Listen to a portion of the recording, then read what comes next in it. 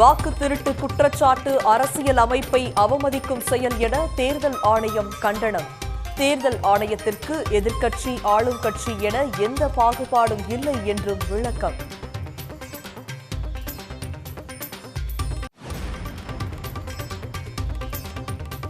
நாடு முழுவதும் சட்டமன்ற நாடாளுமன்ற தேர்தல்கள் திருடப்படுவதாக ராகுல் காந்தி குற்றச்சாட்டு. பீகார் தேர்தலை திருடவிட மாட்டோம் என்றும் வாக்கு திருட்டுக்கு எதிரான யாத்திரையில் சூளுரை.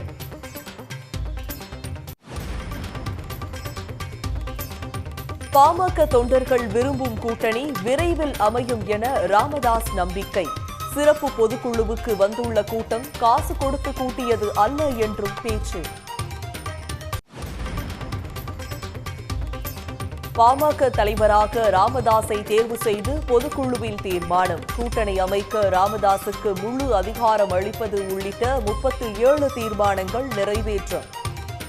கட்சி அமைப்பு 13 திருத்தங்களின்படி கட்சியின் தலைவராக நிர்வாக குழு மற்றும் செயற்குழு ஆகியவற்றின் முடிவின்படி 30/5/2025 முதல் செயல்பட்டு வரும் நிலையில் மருத்துரையா அவர்கள் பாமக பாட்டாளி மக்கள் கட்சியின் நிறுவனர் மற்றும் தலைவராக செயல்படுவார் என்பதை பாமக நிர்வாகிகளை பணம் கொடுத்து கடத்தியதாகவும் ராமதாஸை அவமதிப்பதாகவும் அன்புமணி மீது பரபரப்பு குற்றச்சாட்டு. 16 குற்றச்சாட்டுகளை பட்டியலிட்டு நடவடிக்கை எடுக்க ஒழுங்கு நடவடிக்கை குழு பரிந்துரை. அவர்களால் நியமிக்கப்பட்ட அனைத்து நியமனங்களும் செல்லும், அது நீட்டிக்கும். 30/5/2025க்கு முன்னர் மருத்துரையா அவர்களால் நியமனம் செய்யப்பட்டும் சிலர் நீக்கப்பட்டும் அதை தொடர்ந்து அதற்கு அடுத்து மருத்துவர் அன்புமணி அவர்களால் அப்பொறுப்புகளில் அவர்களே தொடர்வார்கள் என்ற அறிவிப்பும் எந்த வகையிலும் செல்லாது, செல்லத்தக்கது அல்ல என்பது. ராமதாஸ் தலைமையில் நடந்தது பொதுக்குழுவே இல்லை என அன்புமணி தரப்பு மறுப்பு. புதுச்சேரி பொதுக்குழு தீர்மானங்கள் தங்களை கட்டுப்படுத்தாது என்றும் வழக்கறிஞர் பாலு பதிலடி.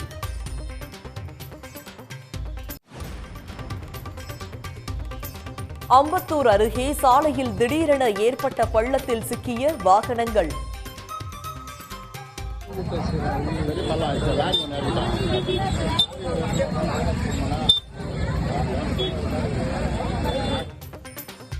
பள்ளத்தில் இருசக்கர வாகனத்துடன் விழுந்த ஒருவர் காயங்களுடன் உயிர் தப்பினார்.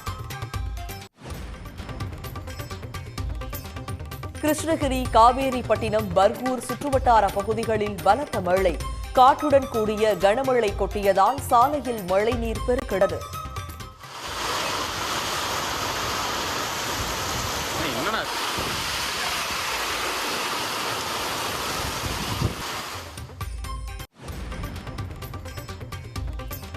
ஞாயிறு விடுமுறை என்பதால் உதகை படகு இல்லத்தில் குவிந்த மக்கள். சாரல் மழைக்கு நடுவே படகு சவாரி செய்து சுற்றுலா பயணிகள் உற்சாகம்.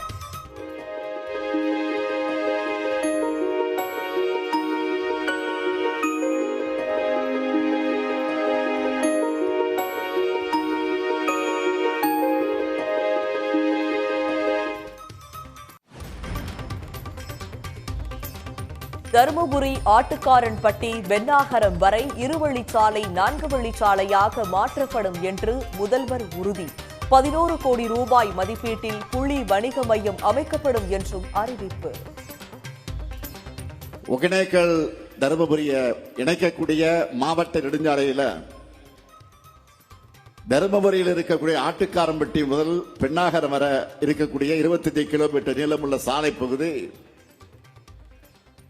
தற்போதுள்ள இருவழித்தடத்தில் இருந்து 4 வழித்தடமா 165 கோடி ரூபாய் மதிப்பீட்டில் 2 கட்டமாக மேம்படுத்தப்படும். விடியல் பயணத்தின் மூலம் 53 மாதங்களில் ஒவ்வொரு மகளிரும் 50,000 ரூபாய் சேமித்துள்ளார்கள். யாராலும் மறுக்க முடியாத சாதனை என முதலமைச்சர் மு.க. ஸ்டாலின் பெருமிதம். நம்ம ஆட்சிக்கு வந்த 51 மாசத்துல ஒவ்வொரு மகளிரும் 50,000 ரூபாய் சேமிச்சிருக்கிறாங்க. எவ்வளவு பெரிய புரட்சி இது! யாராலும் மாற்ற முடியாத, மறுக்க முடியாத சாதனை இது. அதனாலதான் இப்ப செய்திகள்ல பார்த்திருப்பீங்க, இந்த விடியல் பயண திட்டத்தை கர்நாடக மாநிலத்திலே, ஆந்திரா மாநிலத்திலே நடைமுறைப்படுத்திட்டு இருக்காங்க இப்போ. அதனாலதான் சொல்றோம், நாட்டோட அத்தனை வளர்ச்சி திட்டங்களுக்கும் தமிழ்நாடு தான் முன்னோடி. திராவிட மாடல் தான் இந்தியாவுக்கான திசை காட்டி. டெல்லியில் போக்குவரத்து நெரிசலை குறைக்கும் வகையில் 11,000 கோடி ரூபாய் மதிப்பீட்டில் 2 புதிய நெடுஞ்சாலைகள் மக்கள் பயன்பாட்டிற்காக திறந்து வைத்தார் பிரதமர் மோடி.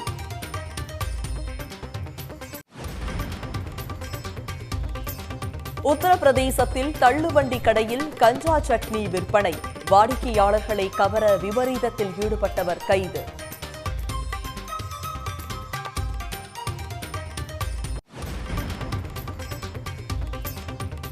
ஜம்மு காஷ்மீரில் இன்று காலை மீண்டும் வெள்ளம், நிலச்சரிவு, 7 பேர் உயிரிழப்பு, காணாமல் போனவர்களை தேடும் பணி தீவிரம்.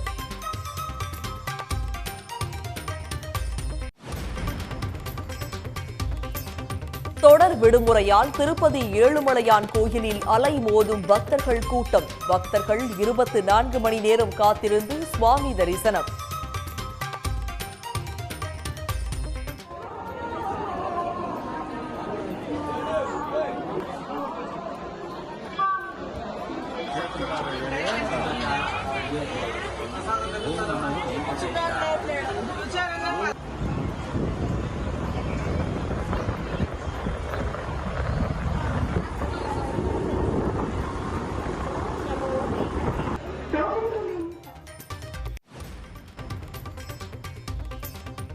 நீலகிரி மாவட்ட பழங்குடியின மக்களின் பாரம்பரியங்களை பிரதிபலிக்கும் வகையில் சிறப்பு கண்காட்சி.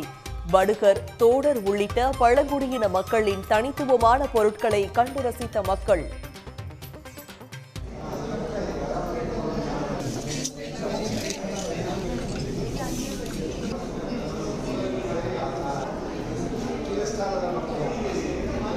உடனுக்குடன் செய்திகளை தெரிந்து கொள்ள சன் நியூஸ் பெல் ஐகானை கிளிக் பண்ணுங்க.